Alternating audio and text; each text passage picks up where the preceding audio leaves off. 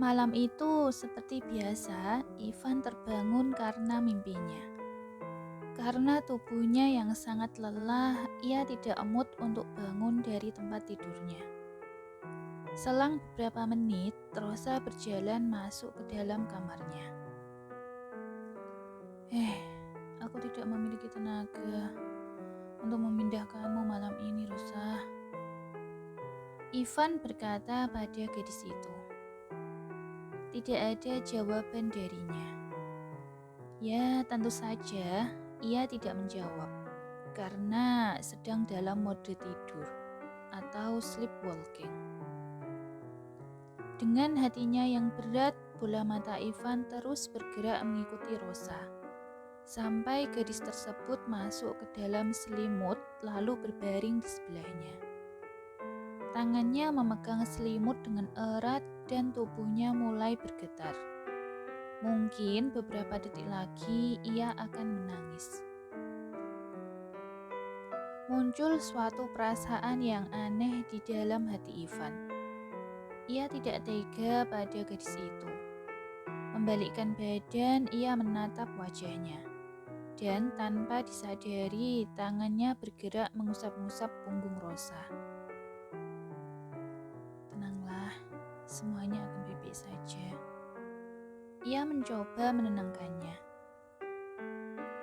Di bawah cahaya yang redup, Rosa perlahan membuka matanya. Mengedipkan mata beberapa kali, baru ia sadar kalau ia tidak berada di kamarnya sendiri. Menolehkan kepala, ia melihat sosok Ivan yang masih tertidur pulas di sampingnya. Tangannya seketika menutupi mulut yang terbuka menganga karena syok. Buru-buru ia melihat ke dalam selimut. Syukurlah. Tapi apa yang kulakukan tadi malam? Aku tidak melakukan apa-apa padanya, kan? Apa yang harus kulakukan sekarang? Semoga dia tidak menyadari kalau semalam aku tidur di sini. Rosa mulai dalam mode paniknya. Bergegas ia keluar dari kamar tersebut dan berlari menuju ke kamarnya sendiri. Cukup lama ia mandi di bawah guyuran air hangat sebelum akhirnya turun ke ruang kerja. Tepat saat Rosa menutup pintu kamarnya, Ivan membuka mata. Sebenarnya ia sudah bangun sedari tadi. Hanya saja ia pura-pura tidur. Pria itu bangun dan menuju ke kamar mandi. Setelah selesai, ia turun ke dapur untuk menyiapkan sarapan untuk Davi dan dirinya sendiri. Hari ini dia membuat nasi goreng omelet.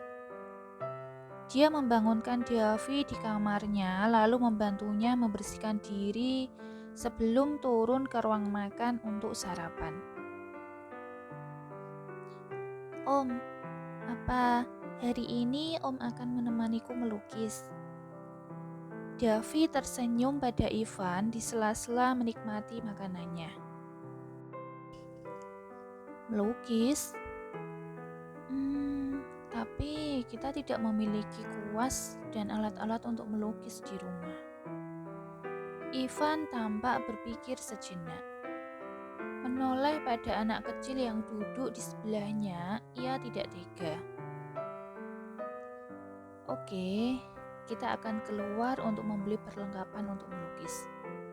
Tapi makanannya harus dihabiskan dulu ya. Ivan tersenyum padanya. Anak laki-laki itu mengangguk dan ia mulai menyantap makanannya dengan bersemangat. Tapi bagaimana kita akan keluar ya? Aku kan tidak memiliki mobil. Ivan mengusap-ngusap dagunya. Om, aku kan punya mobil. Dengan polosnya, Davi berkata. Dia lupa kalau anak kecil yang duduk di dekatnya ini adalah cucu orang kaya. Jangankan mobil, hutangnya yang 3 miliar saja bisa dilunasinya dalam sekejap. Saat keduanya akan berjalan keluar, Rosa yang kebetulan melihat mereka menghentikan keduanya. Kalian mau pergi kemana? Tanya Rosa. Kami akan keluar untuk membeli alat-alat untuk melukis. Jawab Ivan dengan tenangnya. Pria itu menggandeng tangan Davi serta membawa mini backpack milik anak kecil tersebut di punggungnya. Oh, tunggu. Aku juga ingin membeli sesuatu. Bolehkah aku ikut dengan kalian? Tunggu sebentar ya. Rosa buru-buru naik ke lantai 2. Ia teringat bahwa ada beberapa perlengkapan make-up-nya yang habis. Hampir setengah jam Davi dan Ivan menunggu Rosa. Dia bilang hanya sebentar, tapi entah apa yang membuatnya lama di kamar. Oke, ayo, aku sudah siap. Keduanya mengangkat kepala mereka ketika mendengar suara Rosa. Penampilannya kali ini berbeda dari biasanya. Riasannya soft natural, tapi yang membuat menonjol adalah warna lipstiknya yang merah merona. Ivan tidak bisa mengalihkan pandangan matanya dari gadis tersebut. Mengapa kamu masih diam saja? Ayo. Rosa menepukkan kedua tangannya di depan Ivan untuk menyadarkannya. Kemudian mengalihkan pandangannya pada Davi. Ya, anak kecil itu juga terkesima dengan penampilan ibunya. Dia belum pernah melihat ibunya berdandan secantik ini sebelumnya. Selama ini dia tinggal bersama kakek dan neneknya merekalah yang merawatnya. Dia baru ke Indonesia menjenguk ibunya ketika kakek atau bodyguard-nya Pak Edi yang mengajaknya. Aku tahu aku cantik, tapi tidak seharusnya kan kalian memandangiku seperti itu. Ayo cepat, aku masih memiliki pekerjaan loh setelah ini. Rosa buru-buru berjalan keluar diikuti Ivan dan Davi di belakangnya. Ivan mengeluarkan sebuah remote mobil lalu menekan tombol unlock. Bip! Terdengar suara dari mobil i4 warna hitam yang terparkir paling pojok di garasi rumah itu. Davi yang memberikanmu kunci mobilnya. Ivan hanya menganggukkan kepala. Tidak, aku tidak suka mobil itu. Gunakan mobilku saja, lebih leluasa.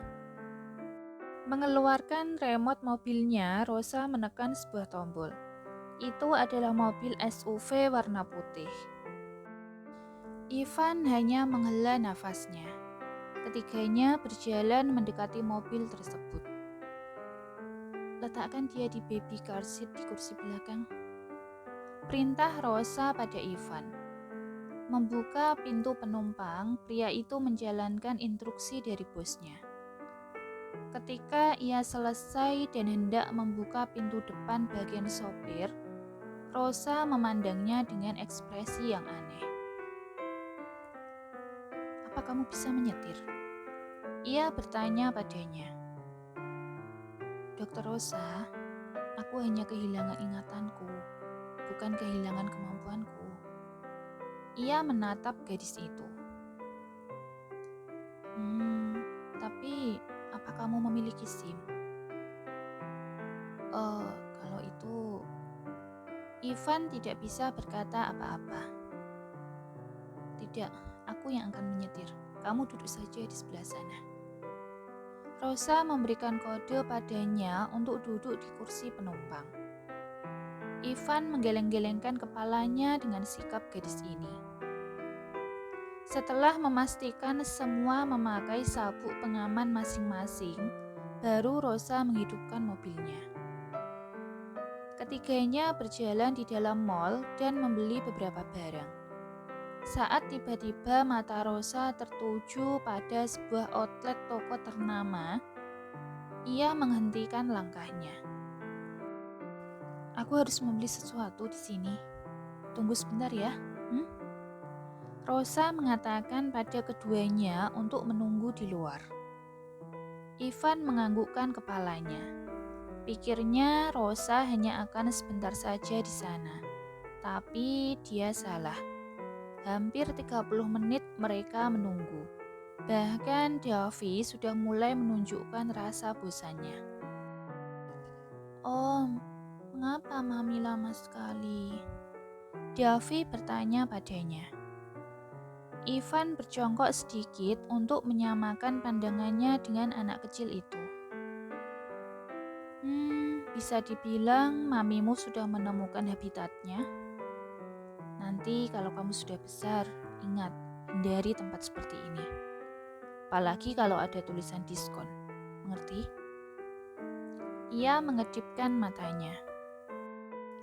Hah? Tempat apa?